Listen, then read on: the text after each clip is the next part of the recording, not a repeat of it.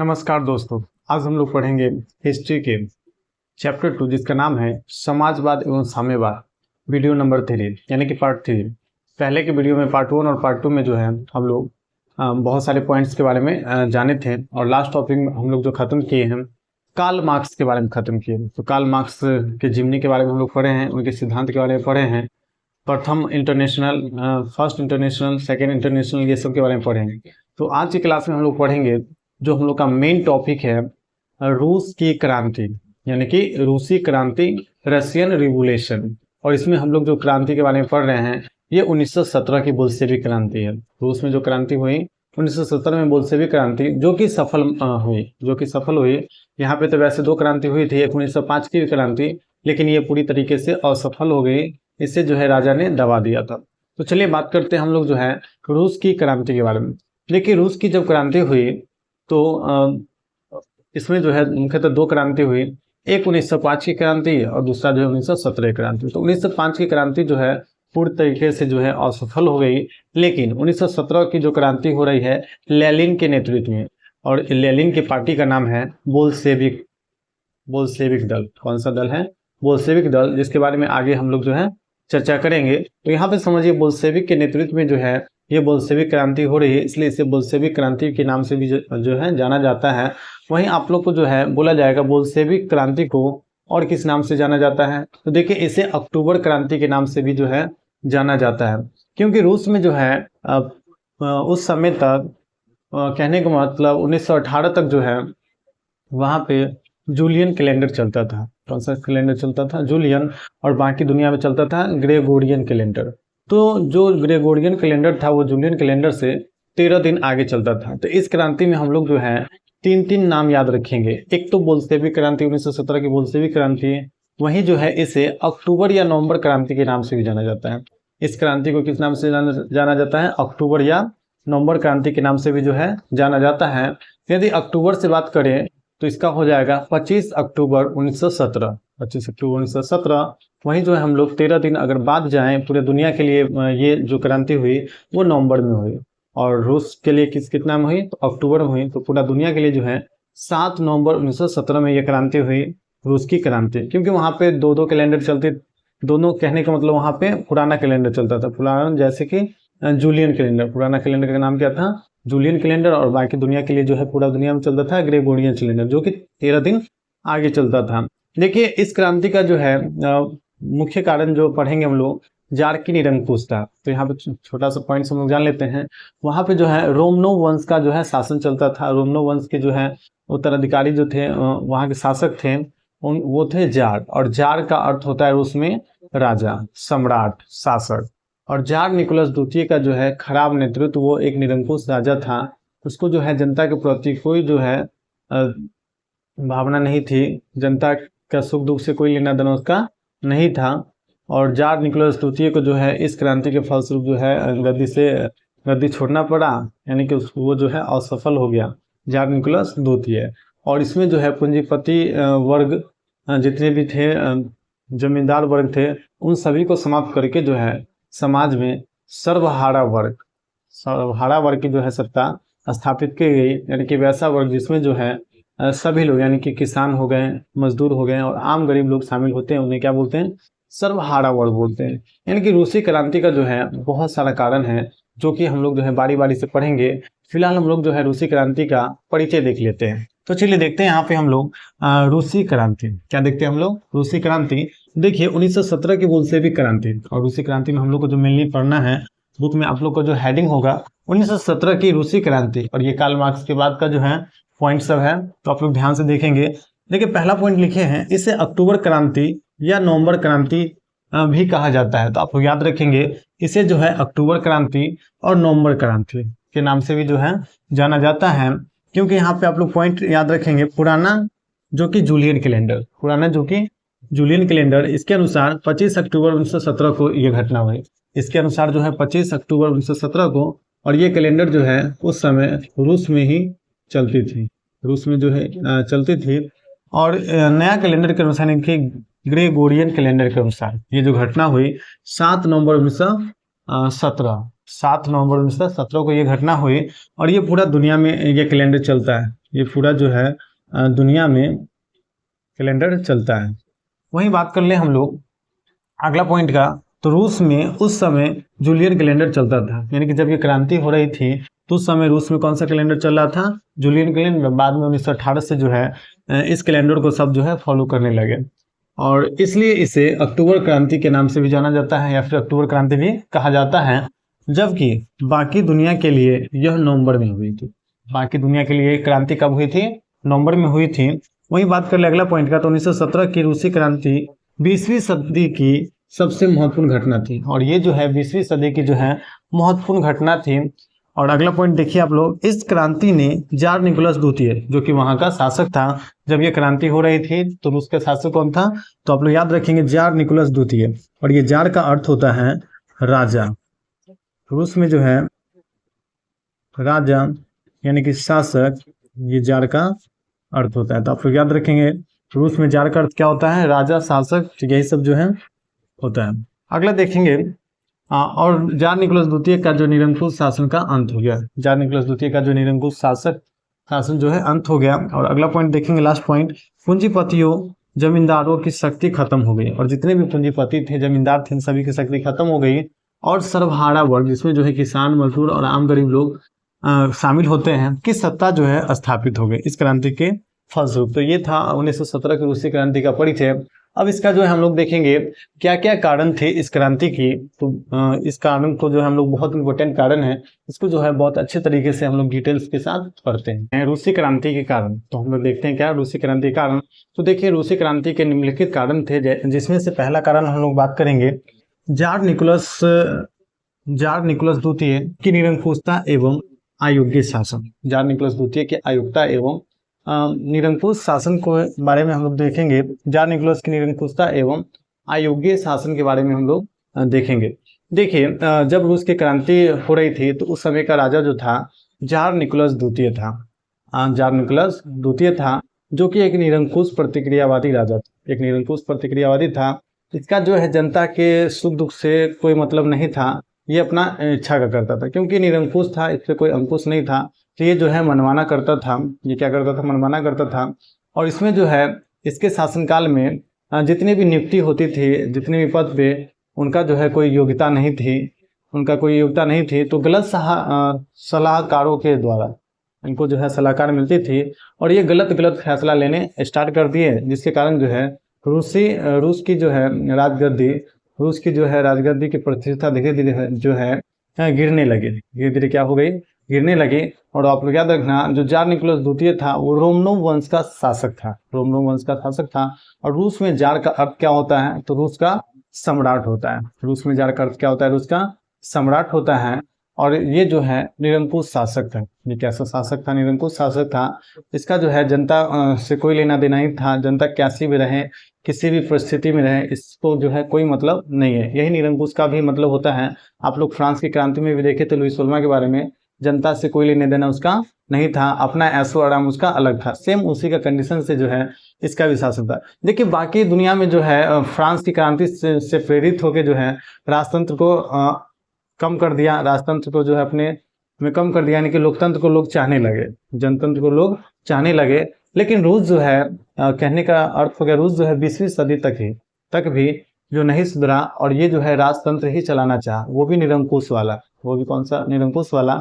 तो कहने का अर्थ यहाँ पे समझें कि सारा दुनिया जो है राजतंत्र को छोड़ना चाहता था, बुलाना चाहता था, लेकिन रूस जो है ऐसा नहीं करना चाहता था। इसको जो है वो राजा के अंदर में ही, यानी कि अपने ही पावर में चलाना था देश, जिसके कारण जो है यहाँ के लोगों में आक्रोश पैदा हो गए, और वो क्या किए? जार के प्रति आंदोलन किए, जो कि बोल्शेविक क्रांति में हम लोग पढ़ रहे हैं।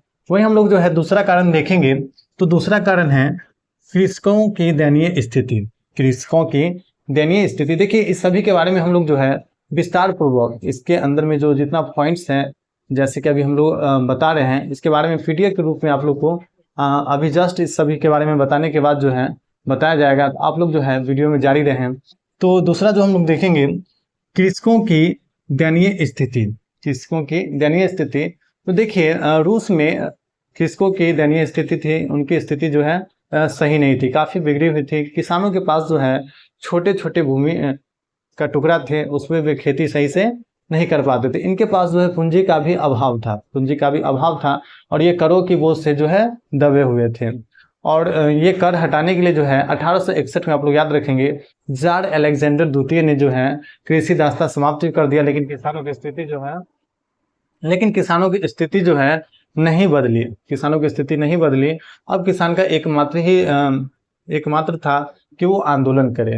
अंततः वो जो है जार के विरुद्ध जो है क्या किए, आंदोलन किए। इनका एक ही रास्ता था, क्योंकि ये किसान जो थे करों के बोझ से दबे हुए थे, और उनके पास पूंजी भी नहीं था, इतना पूंजी भी नहीं था कि अच्छे से ये खेती बाड़ी कर सकें।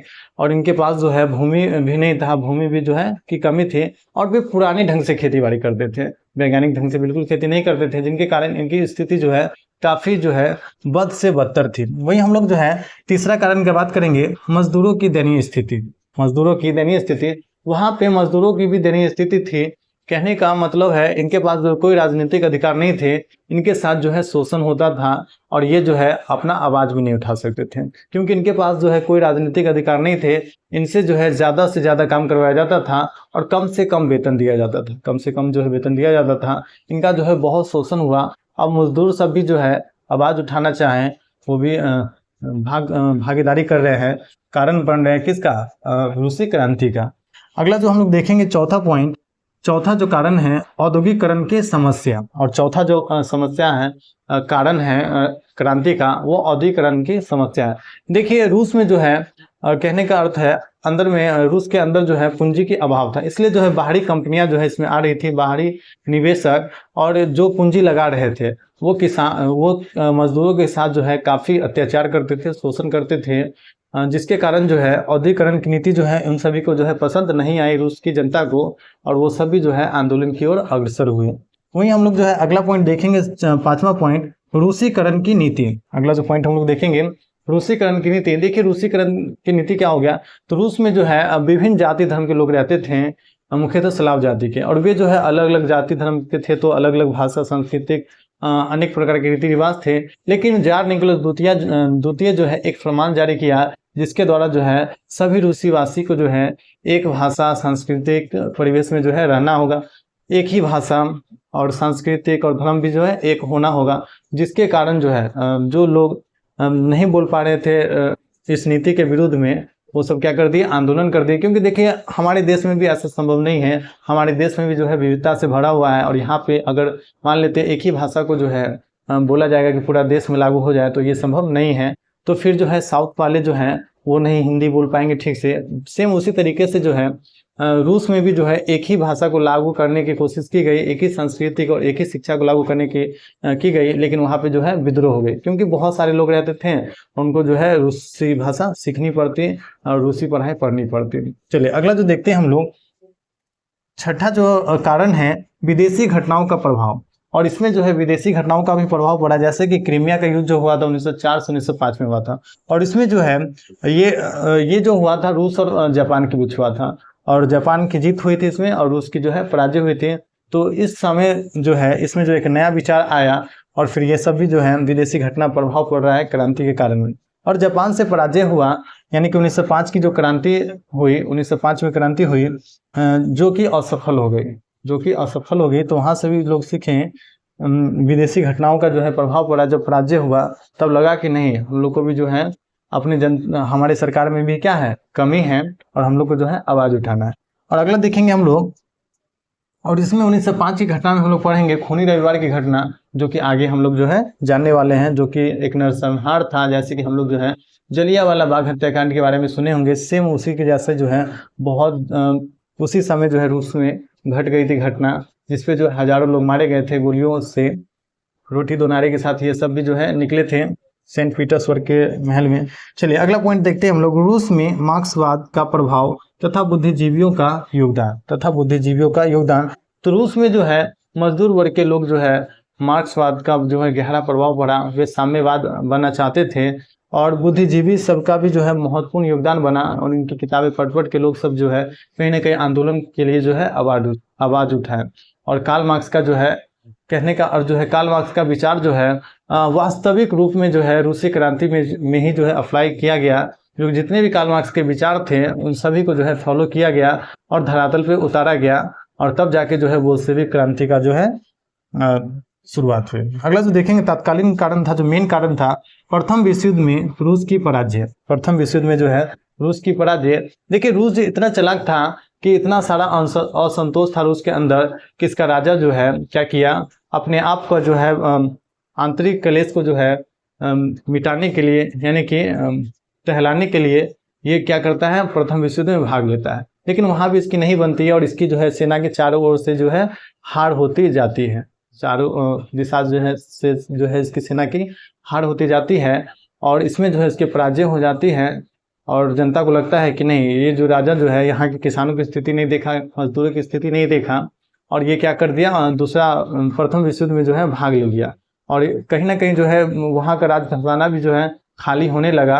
और इसकी पत्नी जो थी जारीना, जिसके तथाकथित गुरु थे राजपुतिन, ये सब जो है षड्यंत्र रच दिया और इसका जो है पूरा सिस्टम का, पूरा राजतंत्र का जो है सिस्टम का प्रतिष्ठा जो है गिरा दिया। और जार निकोलस द्वितीय जो है इस तरीके से इस क्रांति का मेन जो है, कहने का मतलब विलन था, मेन जो है इसका क्रांति का कारक था। तो यहाँ तक आप लोग जो है पहले उतार लेंगे, फिर इसके बारे में हम लोग पीडीएफ के द्वारा जो है बारी बारी से इसके बारे में जो है हम लोग लिखेंगे, क्योंकि आप लोग से पूछ देगा कि 1917 की बोल्शेविक क्रांति में कृषकों की दयनीय स्थिति कैसी थी, कृषकों की क्या स्थिति थी, तो आप लोग को जवाब देना ही होगा। तो इसके बारे में हम लोग जो है बारी बारी से एकदम डिटेल के साथ पढ़ते हैं। तो चलिए शुरू करते हैं हम लोग 1917 की क्रांति। और 1917 की क्रांति के निम्नलिखित कारण थे, जैसा कि अभी हम लोग बताएं कि पीडीएफ पे इसका जो है विस्तार पूर्वक जो है क्रांति के कारण जो है पढ़ेंगे। तो देखिए पहला जो क्रांति का कारण है जार निकोलस द्वितीय की निरंकुशता एवं अयोग्य शासन का होना। जार की निरंकुशता एवं अयोग्य शासन का होना। तो देखिए 1917 से पहले रूस में रोमनोव वंश का शासन चलता था। रोमनोव वंश का शासन जो है चलता था और उस समय रूस का सम्राट रूस के सम्राट को जो है जार कहा जाता था। उस समय रूस के सम्राट को क्या कहा जाता था, जार कहा जाता था। रूस में एक कठोर राजतंत्रात्मक व्यवस्था थी। रूस में एक कठोर जो है राजतंत्रात्मक व्यवस्था थी, जबकि यूरोप में लोकतंत्र आ चुका था। देखिए 19वीं सदी के मध्य तक पूरे यूरोप में जो है लोकतंत्र आ चुके थे, लेकिन रूस जो है अपना विशेषाधिकार छोड़ने को तैयार नहीं था, विशेषाधिकार छोड़ने को तैयार नहीं था। और जार निकोलस द्वितीय ने अपने विशेषाधिकार नहीं छोड़े और दैवीय अधिकारों में विश्वास रखता था। ये पुराने ख्यालात का था और पुराना ही सिस्टम से जो है ये काम चला रहा था। उसे आम लोगों के सुख दुख की कोई चिंता नहीं थी। देखिए जो राजा निरंकुश होगा उसे आम लोगों के सुख दुख से कोई चिंता नहीं होगा, कतई चिंता इसका नहीं था। जार ने जो अफसरशाही बनाई थी वो अस्थिर थी। वो कैसे थी, वो अस्थिर थे और उनका जो है नियुक्ति का आधार योग्यता नहीं था, वो अकुशल थे। यानी कि जैसे तैसे जो है माने कि जातिवाद करके या फिर पहचान करके नौकरी ले लिया करते थे लोग सब, अफसरशाही बना दिया था। वो जो है अस्थिर थे, जड़ उनका मजबूत नहीं था और वो अकुशल थे और नियुक्ति का आधार जो था इसका योग्यता नहीं था। अगला जो देखेंगे हम लोग, अतः गलत सलाहकारों के कारण जार की स्वेच्छाचारिता बढ़ती गई और जनता की स्थिति बद से बदतर होती गई। और गलत जो है सलाहकार रखे हुए थे, उनका सलाहकार जो है गलत सलाहकार देते गए और जो है जार की स्वेच्छाचारिता बढ़ती गई, इनका जो इच्छा और भी बढ़ता गया और जनता की स्थिति बद से बदतर होती गई। गलत सलाहकारों की वजह से जार की लोकप्रियता घटी और जनता की स्थिति खराब होती गई। लोकप्रियता जो है गलत सलाहकारों के कारण जो है जार की लोकप्रियता जो है घटी और जनता की स्थिति जो है खराब होती गई। अगला जो देखेंगे हम लोग दूसरा जो है कारण, दूसरा जो कारण है,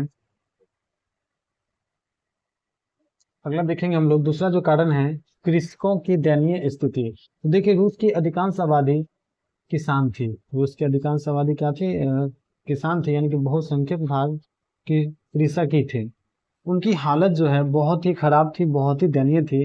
1861 में जो है जार अलेक्जेंडर द्वितीय द्वारा कृषि दास्ता समाप्त कर दिया गया। कृषि के बदले जो है टैक्स नहीं लिया गया, परंतु इससे किसानों की स्थिति में कोई सुधार नहीं आई। उनके पास जो है छोटे छोटे खेत थे, कम पूंजी थे और कर्ज में वे दबे हुए थे। किसान के पास क्रांति के अलावा जो है कोई विकल्प नहीं था।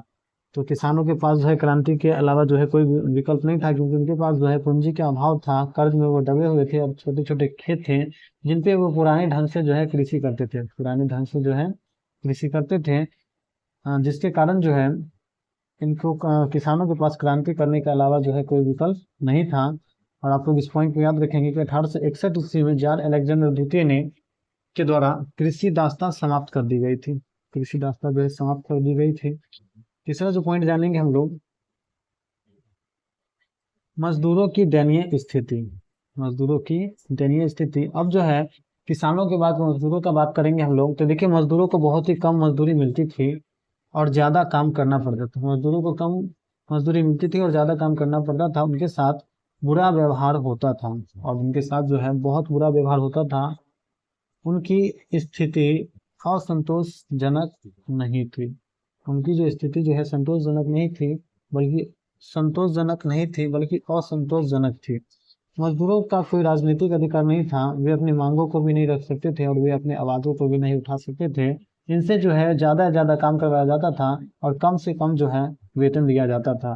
तो मजदूरों की स्थिति जो है बहुत ही खराब थी, उनसे जो है ज़्यादा काम कराना पड़ता था और मजदूरी भी उनको जो है कम मिलती थी। उनके साथ बुरा व्यवहार होता था और उनकी स्थिति जो है संतोषजनक नहीं थी। मजदूरों में को जो है कोई राजनीतिक अधिकार नहीं थे, वे अपनी मांगों को भी नहीं रख सकते थे, उनके पास जो है विशेष अधिकार नहीं था और इनको सुरक्षा का भी जो है गारंटी नहीं थी। अगला जो देखेंगे हम लोग, औद्योगिक की समस्या। चौथा जो कारण है औद्योगिक की समस्या। तो देखिए रूस का औद्योगिकरण पश्चिमी देशों से अलग था। यहाँ राष्ट्रीय पूंजी का अभाव था, रूस में जो है पूंजी का अभाव था, जिसके कारण जो है विदेशी पूंजी पर निर्भरता बढ़ी और विदेशी पूंजी जैसे जैसे निवेश किए वे क्या किए, आर्थिक शोषण को भी बढ़ा दिए और मजदूरों के साथ जो है अत्याचार करने लगे और बहुत ज्यादा जो है शोषण करने लगे। तो चारों ओर जो है इससे असंतोष की भावना फैल गई, चारों ओर जो है असंतोष फैल गई औद्योगिकरण की समस्या से। तो ये भी सही नहीं था। पांचवा जो देखेंगे हम लोग, रूसीकरण की नीति। देखिए रूसीकरण की नीति में क्या होता है, रूस में कई जातियां जिन जिन पर कई जातियां, देखिए रूस भी जो है बड़ा देश है और इसमें जो है विभिन्न जाति धर्म के लोग जो है रहते थे और विभिन्न जाति के धर्म लोग जो है अलग अलग रीति रिवाज को भी मानते थे और अलग अलग भाषा भी बोलते थे। लेकिन जार ने क्या किया, एक नीति लाया जिसमें क्या बताया ये जार क्या किया, रूसी भाषा शिक्षा और संस्कृति जो है इनपे थोपने का कार्य किया। अब बताइए दूसरे दूसरे दूसरे भाषा बोलने वाले, दूसरे दूसरे रीति रिवाज मानने वाले कैसे रूसी भाषा और शिक्षा संस्कृति जो है अपनाएगा और एकाएक जो है थोपने का कोशिश की है। देखिए इस नीति के विरोध में 1863 में पोलो ने नेतृत्व किया, विद्रोह किया, पोलो ने विद्रोह किया 1863 में। रूसीकरण की नीति से जो है पोलो ने विद्रोह किया और उनका जो है निर्दयतापूर्वक जो है दमन किया गया, निर्दयतापूर्वक जो है इनका दमन किया गया, उनके जो है विद्रोह को दबा दिया गया।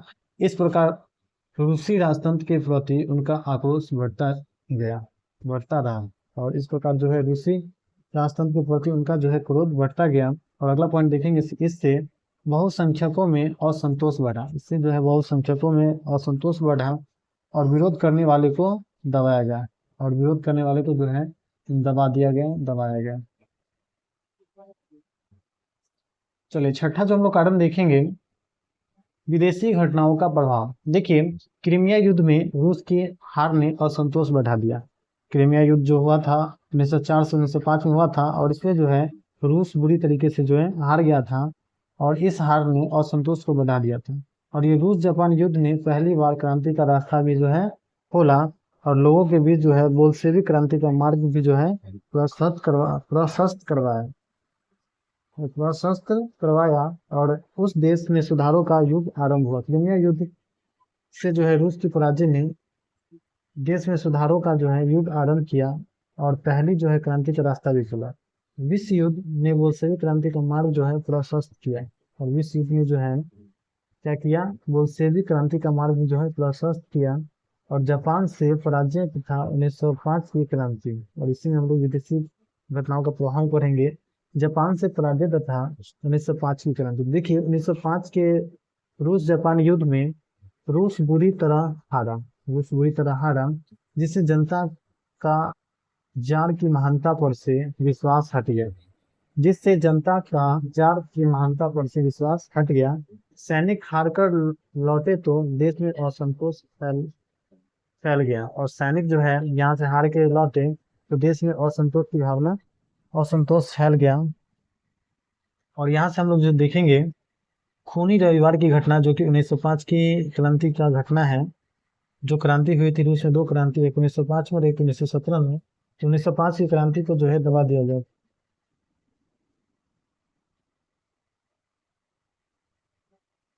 तो 1905 की जो है क्रांति को दबा दिया गया था। वही क्रांति में जो है एक नरसंहार हुआ था, जिसको खूनी रविवार के नाम से जानते हैं, या लाल रविवार भी इसे जो है कहा जाता है। देखिए इस दिन क्या हुआ, 9 जनवरी 1905, 9 जनवरी 1905, ये पुराने कैलेंडर से और नया कैलेंडर जो ग्रेगोरियन कैलेंडर है उससे जो है 22 जनवरी 1905। तो 9 जनवरी 1905 को रूस का लोगों का समूह, लोगों का समूह क्या किया, रोटी दो नारे के साथ सड़क पर प्रदर्शन करते हुए सेंट पीटर्सबर्ग स्थित महल की ओर जा रहे थे। तो 9 जनवरी 1905 को क्या होता है, लोगों का समूह रोटी दो नारे के साथ, रोटी दो नारे के साथ सड़कों पर प्रदर्शन करते हुए सेंट पीटर्सबर्ग स्थित महल की ओर जा रहे थे, सेंट पीटर्सबर्ग महल की ओर जा रहे थे।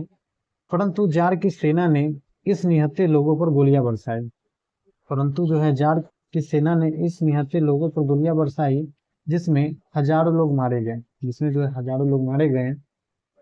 इसलिए 22 जनवरी पुराने कैलेंडर से 9 जनवरी 1905 को खूनी रविवार या लाल रविवार के नाम से इसे जाना जाता है।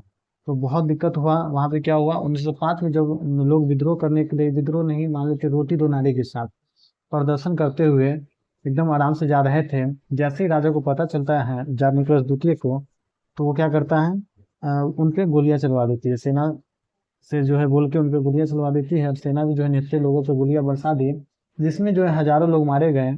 और क्योंकि ये दिन रविवार का था, क्योंकि ये दिन क्या था, रविवार का था, इसलिए जो है लाल रविवार या खूनी रविवार के नाम से भी हम लोग जानते हैं।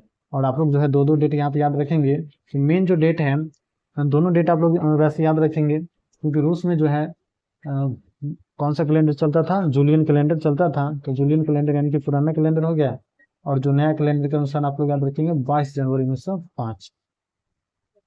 देखिए अगला जो पॉइंट है खूनी रविवार में, कि इस नरसंहार की खबर सुनकर पूरे रूस में सनसनी फैल गई, और पूरे रूस में जो है सनसनी फैल गई। और इस क्रांति में किसानों की व्यापक भागीदारी हुई, और इस क्रांति में जो है किसानों ने बढ़ चढ़कर जो है भाग लिया, व्यापक जो है भागीदारी हुई। और अगला पॉइंट हम लोग देखेंगे, अगला जो है कारण, 7वां नंबर कारण है रूस में मार्क्सवाद और बुद्धिजीवियों का प्रभाव। रूस में मार्क्सवाद और बुद्धिजीवियों का प्रभाव। तो देखिए रूसी क्रांति से पहले विचारकों ने समाजवादी विचारों का प्रचार किया। और रूसी क्रांति से पहले जो है विचारकों ने समाजवादी विचारकों का जो है प्रचार किया। और कार्ल मार्क्स के विचारों को मजदूरों और किसानों पर गहरा असर पड़ा। कार्ल मार्क्स के जो है विचारों का मजदूरों और किसानों पर जो है गहरा असर पड़ा। और कार्ल मार्क्स के विचारों को जो है बहुत ज्यादा फॉलो किया गया, और लोग सब जो है मजदूर सबको जो है एकदम छुआ इनके विचार। और रूस का पहला समाजवादी प्लेखानोव था। रूस का जो है पहला क्रांति करने वाला व्यक्ति जो था, उनका नाम था प्लेखानोव। क्या नाम था, प्लेखानोव। प्लेखानोव ने क्या किया, 1898 ईस्वी में रशियन सोशल डेमोक्रेटिक पार्टी की स्थापना की। रशियन सोशल डेमोक्रेटिक पार्टी की स्थापना की इसने की, तो प्लेखानोव ने। और कितने ईस्वी में, तो 1898 ईस्वी में। तो आप लोग याद रखेंगे कि रशियन सोशलिस्ट पार्टी की स्थापना जो है, रशियन सोशल डेमोक्रेटिक पार्टी की स्थापना जो है 1898 में प्लेखानोव ने किया। किसने किया, प्लेखानोव ने।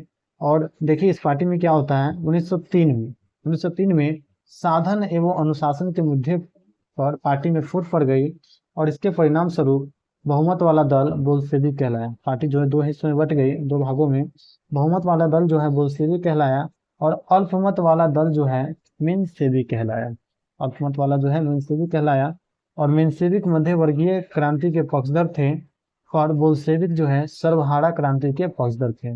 बोल्शेविक जो है सर्वहारा क्रांति के जो है पक्षधर थे।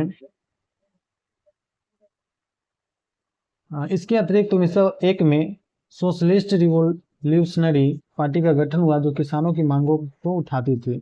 और आप लोग याद रखेंगे इसके अतिरिक्त जो है 1901 में एक और पार्टी बनी, सोशलिस्ट रिवोल्यूशनरी पार्टी। और इसका जो है मुख्य उद्देश्य किसानों की मांग को जो है उठाना था। तो आप लोग याद रखेंगे यहाँ पे।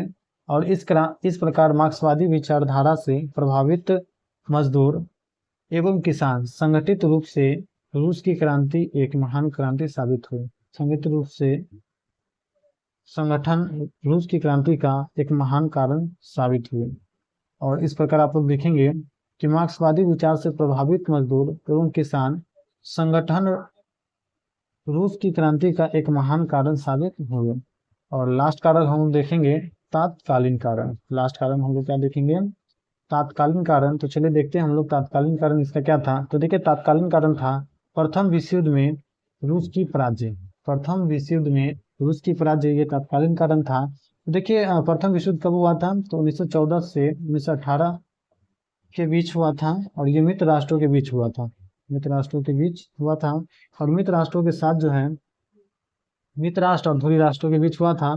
और मित्र राष्ट्रों के साथ जो है रूस भी क्या हो गया? शामिल हो गया।